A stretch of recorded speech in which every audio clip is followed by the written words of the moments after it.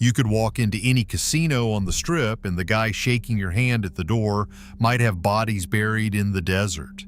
And nobody cared, because the drinks were free, the steaks were $2 steaks, and Frank Sinatra was singing in the showroom.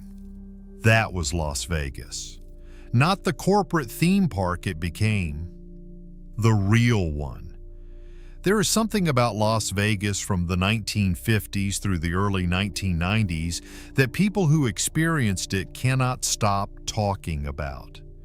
The glamour, the danger, the smoke-filled rooms where deals were made with a handshake and a threat. If someone walked the Strip during those decades, they know exactly what made that city unlike any other place on Earth. This was a town built by the mob, run by characters who belonged in movies and fueled by a simple promise. Come here and be whoever you want. No rules, no judgment, no closing time. Las Vegas did not pretend to be wholesome. It did not market itself to families. It was built for adults who wanted to drink, gamble, and forget about the lives they left behind. And it delivered on that promise every single night. This was the era that gave us the Rat Pack, $100 steaks served by waiters in tuxedos, atomic bomb viewing parties, and neon signs so bright they could be seen from outer space. Before the corporations moved in, before the mega resorts turned the Strip into a shopping mall, before Las Vegas tried to become something it was never meant to be. Let's walk through what that city actually felt like when it was still itself. Some of this might bring back memories. Some of it might explain why people say Las Vegas lost its soul. Let's step into that world. Las Vegas in its golden era was a city that ran on personality. The casinos were not owned by shareholders sitting in boardrooms thousands of miles away. They were owned by men who stood on the casino floor every night, men who knew the dealers by name, who comped your room if you lost big, and who made sure the entertainment was worth the drive through the desert. The Strip itself was smaller and more intimate than people imagined. The Flamingo, built by Bugsy Siegel in 1946, set the template. It was glamorous but personal. A guest could walk from the pool to the casino to the showroom without feeling like they were navigating an airport terminal. The Sands, the Sahara, the Desert Inn, the Stardust, and the Riviera. Each had a distinct personality. Choosing a casino was like choosing a neighborhood. People had loyalties. The architecture reflected ambition and fantasy. Giant neon signs towered over the boulevard, each one trying to outshine the next. These were not digital screens. They were handcrafted works of art, thousands of bulbs and miles of glass tubing bent into shapes that promised excitement. The signs became landmarks. The Stardust sign with its cosmic lettering, the silver slipper rotating on its pole. These signs gave the Strip its identity, a glowing canyon in the middle of the Mojave Desert. The connection between Las Vegas and organized crime was not a secret. It was practically the business model. Money from the Teamsters Pension Fund built many of the major casinos. Figures connected to crime families in Chicago, Kansas City, and Milwaukee had interests throughout the city. The skim was an open secret. Cash was skimmed from casino profits before it could be counted or taxed and sent back to bosses in other cities. But here is what people forget. The mob ran a tight operation. The casinos were clean, the service was impeccable, and the entertainment was world-class. Guests were treated like royalty because repeat customers meant steady profits. The men who ran these places understood hospitality in a way that no corporate manual ever could. If a high roller's wife mentioned she liked roses, her suite would be filled with them the next visit. That was how business was done. The entertainment was what truly set Las Vegas apart from anywhere else. The Rat Pack made the city their personal playground. Frank Sinatra, Dean Martin, Sammy Davis Jr., Peter Lawford, and Joey Bishop performed together at the Sands in shows that were never the same twice. They told jokes, drank on stage, and made the audience feel like they were at the best party in the world. The shows started late, sometimes past midnight, and no one complained because the energy in that room was electric. Sinatra was the king of the city. His presence at a casino elevated its status instantly. When he performed, every room in the hotel was booked. When he walked through the casino, people stopped gambling just to watch him pass. His relationship with Las Vegas defined an era. Before we continue with the culture and spectacle that made this city legendary, if you are enjoying this look back at how Las Vegas really was and want to explore more decades and places that shaped America, consider subscribing. There are so many more stories about the eras we left behind.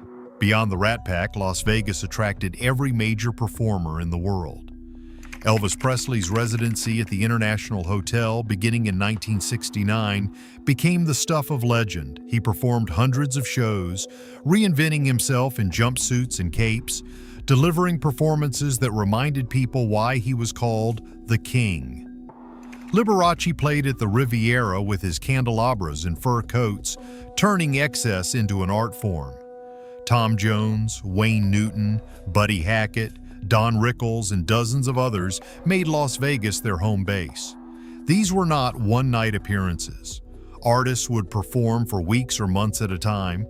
They lived in the city, ate at its restaurants, gambled in its casinos, and became part of the fabric of the place.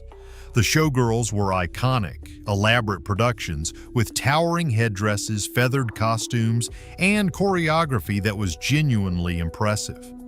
The Foley's Bergeret at the Tropicana ran for decades. These shows were glamorous and unapologetically adult. They were part of what made Las Vegas feel like a place where grown-up pleasures were not something to be ashamed of. The food in old Las Vegas was designed to keep people gambling. Buffets were practically given away. Prime rib dinners cost less than a movie ticket. The logic was simple. Feed them well, keep them happy, and they will stay at the tables. Restaurants inside the casinos were run by chefs who took enormous pride in their work. The steakhouses served cuts of meat that would cost a fortune anywhere else, and in Las Vegas they were practically a loss leader. Coffee shops stayed open 24 hours. A gambler could eat a full breakfast at 4 in the morning for less than $1. The city never closed, and neither did the kitchens. The pool scene during the day was relaxed and social. Pools were surrounded by lounge chairs where guests would spend entire afternoons. Cocktail waitresses brought drinks poolside. The desert sun was relentless, but nobody seemed to mind. The contrast between the blinding daytime heat and the cool, dark casino interiors was part of the Las Vegas experience. The desert surrounding Las Vegas played its own role in the city's mythology. In the 1950s, the government tested nuclear weapons at the Nevada test site, only 65 miles away. Hotels marketed atomic bomb viewing parties. Guests would gather on rooftops and watch mushroom clouds rise over the horizon while sipping cocktails. It sounds insane now, but at the time it was just another only in Vegas experience. The city even crowned a Miss Atomic Energy. Downtown Las Vegas, centered on Fremont Street, was where gambling started before the Strip existed. The Golden Nugget, Binion's Horseshoe, and the Four Queens packed gamblers into tighter, grittier spaces. Benny Binion, who founded the World Series of Poker in 1970, was a former Dallas gambler with a reputation for both generosity and violence. His casino welcomed anyone, and the World Series of Poker grew from a small gathering of poker players into a global phenomenon. The customers who came to Las Vegas during this era were different too. They dressed up. Men wore suits and ties to dinner. Women wore cocktail dresses. Going to Las Vegas was an event, not a casual weekend trip. People saved up for it. They planned around it. And when they arrived, they expected to be treated like they mattered, and they were. The decline of old Las Vegas happened gradually, and then all at once. The federal government cracked down on organized crime throughout the 1970s and the 1980s. Wiretaps, investigations, and prosecutions dismantled the network that had built the city. The corporations moved in. Howard Hughes began buying casinos in the late 1960s, bringing legitimate money to the Strip. By the late 1980s, Steve Wynn opened the Mirage, a massive resort that signaled the beginning of a new era. Mega resorts followed. They included the Bellagio, the Venetian, and Mandalay Bay. Each one was bigger and more expensive than the last. The old casinos were imploded. The Sands came down in 1996. The Stardust came down in 2007. The Riviera came down in 2016. With each implosion, a piece of the old city disappeared. The iconic neon signs were taken down, some rescued and placed in the Neon Museum, a graveyard for the city's visual history. The new Las Vegas marketed itself to families. Theme parks, shopping malls, and celebrity chef restaurants replaced the smoky lounges and midnight shows. The city became cleaner, safer, and more corporate. But something was lost. The sense that Las Vegas was a place apart, a city that operated by its own rules, faded as it became more like everywhere else. What defined old Las Vegas was authenticity. Not the manufactured authenticity that marketers talk about, but something real and raw. This was a city that never pretended to be anything other than what it was. A place where you could lose your money, drink until sunrise, and see the greatest entertainers in the world, all in the same night. The people who ran it were characters, sometimes dangerous ones, but they understood what made people come back. For those who walked the old Strip, who heard Sinatra's voice echoing through a packed showroom, who ate a $2 steak at 3 in the morning and then went back to the blackjack table, that Las Vegas exists now only in memory. The buildings are gone, the signs are in a museum. The men who built it are buried, some of them in places nobody will ever find. But the stories remain.